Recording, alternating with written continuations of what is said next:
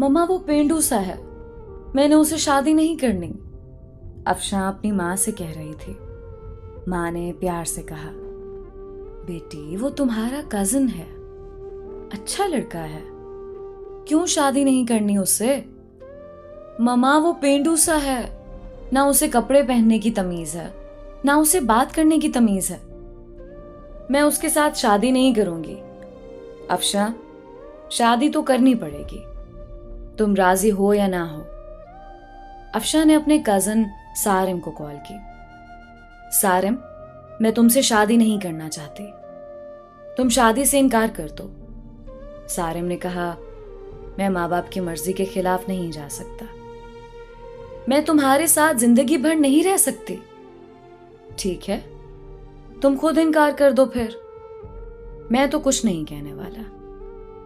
अफशां ने जब देखा उसकी शादी सारिम से कर रहे हैं, उसने खुदकशी करने के लिए घर में पड़ी काफी सारी दवाइयां खा ली, अस्पताल ले गए, डॉक्टर्स ने मेदा वॉश किया, जान बच गई। अफशां ने अपनी मां के सामने हाथ जोड़े, मम्मा मुझ पे रहम करो, मैं उस जाहिल इंसान के साथ नहीं रह सकती, वो भी गांव में। मां ने कहा, बेटी सोच लो, हम सब जानते हैं सारिम बहुत अच्छा लड़का है, क्या हुआ जो वो इतना पढ़ा लिखा नहीं है, वो गांव में रहता है तो, लेकिन वो लड़का अच्छा है। अफशां के ना चाहते हुए भी उसकी शादी सारिम से करवा दी गई।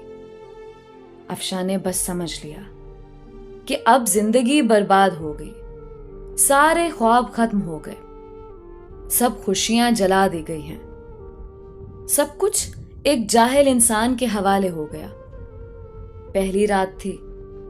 अफशां ने सारिम को कहा, सारिम तुम मुझसे शादी करना चाहते थे, शादी हो गई है, लेकिन मुझसे दूर रहो। सारिम मुस्कुराते हुए कहने लगा, ठीक है अफशां, आप इतना गुस्सा क्यों कर रही हैं? अफशां गुस्से से बोली, तुमने मेरी जिंदगी तबाह कर दी है सारिम। सारिम ने एक डिबिया खोली, उसमें चमकती हुई अंगूठी थी। उसने वो डिबिया अफशां के सामने रखी और कहने लगा, अफशां ये गिफ्ट आपके लिए। अफशां ने अंगूठी उठाकर साइड पे रख दी और करवट बदलकर लेट गई, रोने लगी। सारिम नवाफिल अदा करने लगा, फिर अफशां के पास लेट गया। यूं जिंदगी का सफर शुरू हुआ। अफशां का दम घुटने लगा सारिम के साथ। सारिम देखने में खूबसूरत था, बस ज्यादा पढ़ा लिखा नहीं था, डिसेंट सा भी नहीं था। अफशां मॉडर्न सी लड़की थी। सारिम सुबह उठते ही अफशां का माथा चूमता, फिर खुद नाश्ता बनाता। अफशां को गुस्सा आता, ये बंदा मुझे इंप्रेस करने के चक्करों में है। अफशां जब सारिम के हाथ का बना खाना खाती, बहुत हैरान होती, इतना मजे का खाना। सारिम रात को थका हारा आता, अफशां बस खामोश सी अपनी दुनिया में गुम सी रहती। उसको कोई परवाह नहीं थी सारिम की। सारिम भी अफशां को कुछ ना कहता था। घर आकर खाना बनाता, अफशां को खाना देता। अफशां पत्थर दिल थी शायद, ना घर की सफाई करती, ना वो सारिम के कपड़े धोती। सारिम अपने काम खुद करता। साल गुजर गया।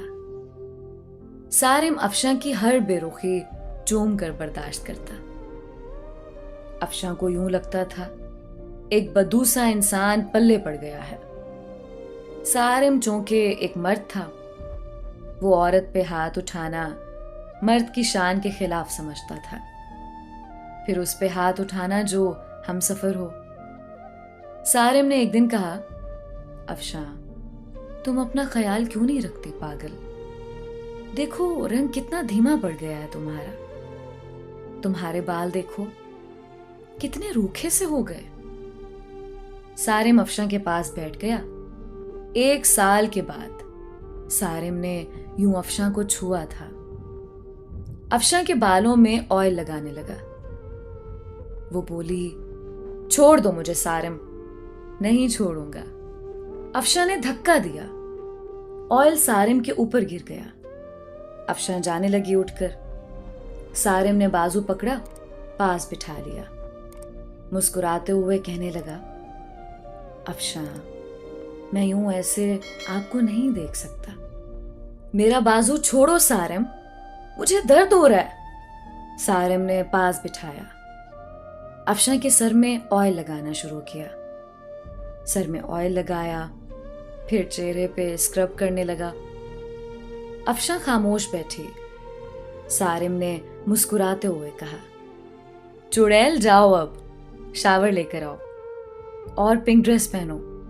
मैं तुम्हारी फेवरेट बिरयानी तैयार करता हूं। अफशा हैरान थी, इतनी बेरुखी पे भी इतना प्यार करता है सारिम। अफशा शावर लेकर आई। आज चेहरे पे अजीब सी चमक थी। अफशा ने अपनी दोस्त को कॉल की, यार, सारिम ने ऐसे किया मेरे साथ। उसकी दोस्त ने कहा, सारिम अच्छा इंसान है, उसकी कदर करो। अफशा बोली, वो मुझे इम्प्रेस कर रहा है। उसकी दोस्त ने कहा, अफशा, किस्मत वालों को ऐसे मर्द, ऐसे हमसफर मिलते हैं। इतने में सारिम ने आवाज लगाई, जहां पनाह, खाना तैयार है, आ जाओ। अफशा मुस्कुराने लगी। आज बिरयानी से मजे की खुशबू आ रही थी। अफशा ने खाना शुरू किया। इतने मजे की बिरयानी थी, उसका दिल चाहा तारीफ करे सारिम की, लेकिन खामोश रही। खाना खाया, कमरे में सोने चली गई। सारिम ने बर्तन उठाए, वॉश करने लगा। बर्तन वॉश करके सारा दिन का थका हारा बेड पे पड़ा सो गया। सुबह उठा, अफशा को उठाया और बोला, अफशा, मेरी जान, नाश्ता तैयार कर दिया है, कर लेना, मैं जा रहा हूं। और हाँ, आज तुम्हारे लिए गिफ्ट लेकर आऊंगा। रात को सारिम घर आया। हाथ में एक गुलाब का फूल था। अफशा गार्डन में कुर्सी पे बैठी थी। हल्की सी हवा चल रही थी। शाम का वक्त था, हल्की सी रोशनी थी। सारिम घुटने के बल बैठ गया। गुलाब का फूल अफशा को दिया। मुस्कुराते हुए कहने लगा, हैप्पी बर्थडे अफशा। अफशा चौंक कर बोली, तुमको कैसे याद है मेरा आज बर्थडे है? हमसफर हूं आपका अफशा। पेपर्स निकाले एक लिफाफे से। अफशा का हाथ पकड़कर कहने लगा, जानती हो ये पेपर्स किस चीज के हैं? अफशा का दिल धड़कने लगा। क्या है ये सारिम? ये हम दोनों की खुशी है अफशा। बताओ सारिम, ये क्या है? वो प्यार भरे लहजे में बोला, ये हमारे नए घर के पेपर्स हैं। मैंने नया घर लिया है और तुम्हारे नाम किया है। अफशा को यकीन नहीं हो रहा था। अफशा ने देखा, नया घर, वो भी मेरे नाम। अफशा कुर्सी पे बैठ गई। आंखों में आंसू आ गए। सारिम, इतनी मोहब्बत।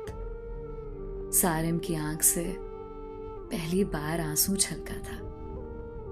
सारिम ने कांपती हुई आवाज में कहा, अफशा, एक चीज मांगू? अफशा ने हाँ में सर हिला दिया। अफशा, हमेशा खुश रहना। जानती हो, तुम परी सी हो, मासूम सी, बहुत प्यारी हो तुम। मैं बहुत खुश नसीब हूं, तुम जैसी हमसफर मिली मुझे। अफशा, हमारी शादी को 2 साल गुजर गए, लेकिन हमने कभी एक दूसरे को सीने से नहीं लगाया। मुझे आज सीने से लगा लो ना। अफशा ने ना चाहते हुए आज सारिम को सीने से लगा लिया। सारिम जोर से सीने से लगा। रोते हुए कहने लगा, ये बात